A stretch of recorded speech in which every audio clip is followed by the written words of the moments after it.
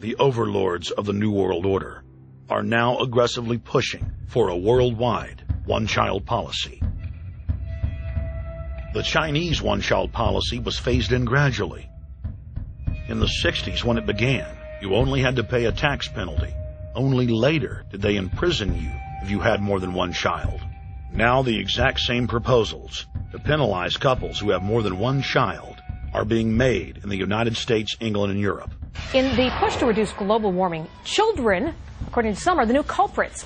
A think tank in the UK says too many kids are what's making the planet worse, saying large families, anything over 2 children really, should be frowned upon as an environmental no-no, akin to not reusing your plastic bags, driving one of those big gas-guzzling cars, taking long trips overseas. The UK, in fact, has negative growth. I think Canada does too.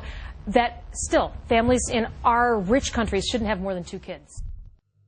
The eugenics movement has now shaken off much of its Nazi baggage and is using people's legitimate concern about the environment as a cloak to conceal their real agenda.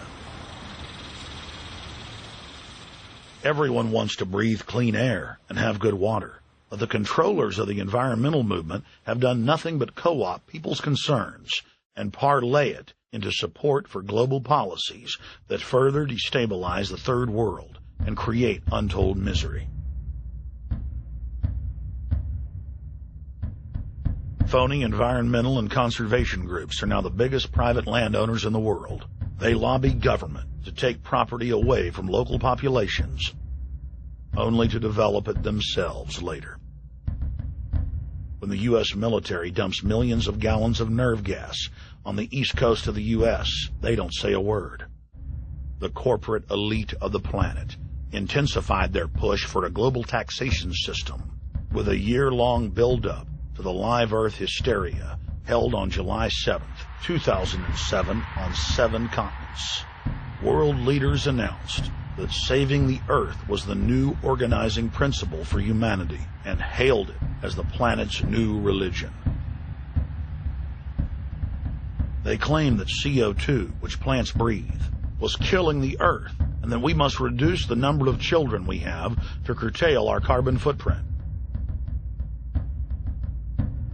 Countries across the world marked the day by passing new carbon tax schemes and raising taxes on gasoline, natural gas, and electricity. It is a scientific fact that the sun is the main driver of planetary climate, and the measurements are clear. The sun is becoming hotter, brighter. It has been slowly increasing thermal output in the last 100 years, causing warming not just on Earth, but throughout the solar system. But the scientific facts and even the order of the planets didn't matter to one of the chief organizers of Live Earth, David Mayer de Rothschild, heir to the British arm of the Rothschild fortune, when we spoke to him. When I called Rothschild on the order of the planets, he just laughed, thinking the audience wouldn't get it. He continued to count on the population's ignorance and claimed that the global warming lobby has nothing to do with carbon taxes. I guess he hadn't spoken with his good personal friend, Al Gore. Global warming, the time for debate is over. I think what you have to realize is that being environmentally sensitive and making money aren't mutually exclusive. There's a lot of money to be made in addressing this issue. But you guys are gobbling up all the world's concern to just simply line your pockets and make kids read your book in schools and do all this. It's a business, just like you said, Rothschild. It's not. Do you think I make any money out of this? It's the same thing. It's the same thing your your money-changing ancestors did. They're in Germany, Red Shield, and I'm calling you out, Red Shield. We know it's a scam. A pollution-based tax system, principally CO2. We're causing it mainly, vast majority of it. The consequences are bad and will be catastrophic unless we act. The polar ice caps of Mars are receding at several miles a year, much faster than ours, and that the moons of Saturn and Jupiter are melting. In fact, several of their moons were ice and are now liquid seas. Now, how are SUVs causing that, David Rothschild? That's because those planets are closer to the sun, my friend. No, Jupiter and Saturn are not closer to the sun. Neither is Mars. Yes, sir. I think you'll find, right, that the very simple matter, and what I wanted to say, and this is my final point, forget your taxation theory, because actually it's not taxation. Put a price on the carbon. A tax is the best way. Cap and trade can also do it.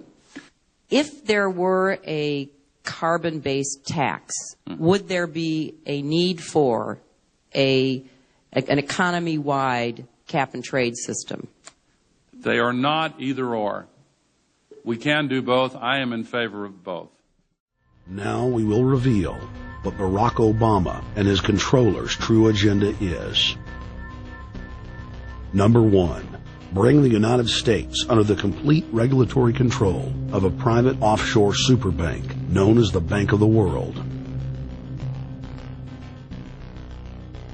More than 100 new taxes are now being developed under the umbrella of curbing greenhouse gases. The new taxes will be paid directly to the private bank consortium. At the producer level, taxes will be paid on farm animals' flatulence. At the consumer level, there will be carbon taxes on all forms of meat, beef, poultry, pork, and fish. All cars will be fitted with satellite tracking boxes that will tax driving by the mile. And an added tax will be placed on all fossil fuels, including motor oil and natural gas. All plastic products will have a carbon tax added. Outdoor space heaters and fireplaces are to be taxed. All electricity produced by coal-powered plants will be taxed. Under the cap-and-trade system, citizens will be forced to pay taxes on thousands of products to private cap-and-trade services owned by Al Gore and other elitists. There will be taxes on light bulbs, water, trash pickup, air travel, train travel, bus, ship, medicine, steel production, mining, clothing, laundry, asphalt are just a few of the new taxes to be levied.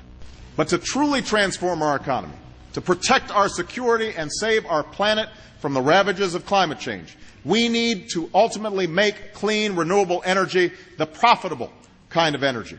So I ask this Congress to send me legislation that places a market-based cap on carbon pollution and drives the production of more renewable energy in America. That's what we need. The notion of anthropogenic global warming is a fraud. In other words, the idea that the planet is getting warmer and that human activity is somehow responsible is a pseudo-scientific fraud. It's a big lie. It's a monstrosity. Remember the Nazis, they had race science, race hygiene. They said Aryan blood is different from any other kind of blood. This was, of course, idiocy, a fantastic piece of nonsense. Today, we got something similar.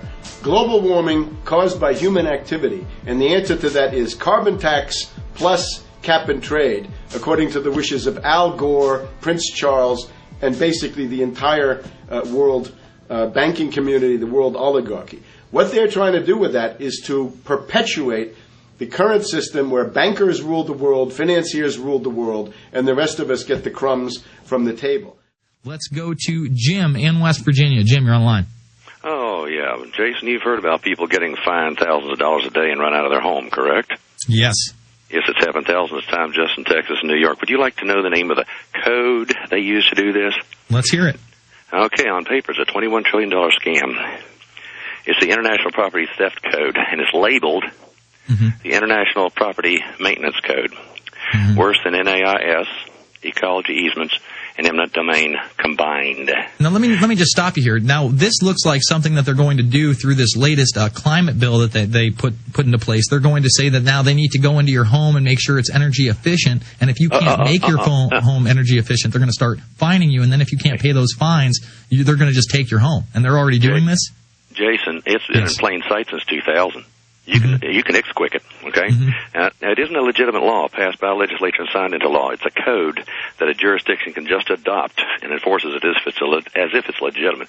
Do you want a 2-minute synopsis of it? Yes, please. Okay, the code official is the sole interpreter. Forget due process.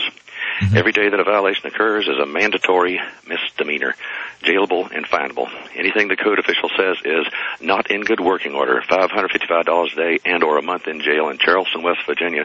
Numbers vary with jurisdiction. Do you want examples of not in good working order? Yes. Sticky window, loose window, dented gutter, plugged gutter. Anything he says is an unsanitary condition. Examples, puddles, dog droppings, empty cans on your property. Same deal, $555 and or a month in jail in Charleston, West Virginia, is slithering across the nation. And what other, do you know any other counties or regions that have I'll tell you how adopted to find this? Okay. What's that? You go to www.iccsafe.org. Repeat, www.iccsafe.org. Look for adoptions. Click it, and you'll see where we know that it exists. But it is the awareness itself that will drive the change. And one of the ways it will drive the change is through global governance and global agreements. Do you understand how dark it is? How far down the line we are? How late it is?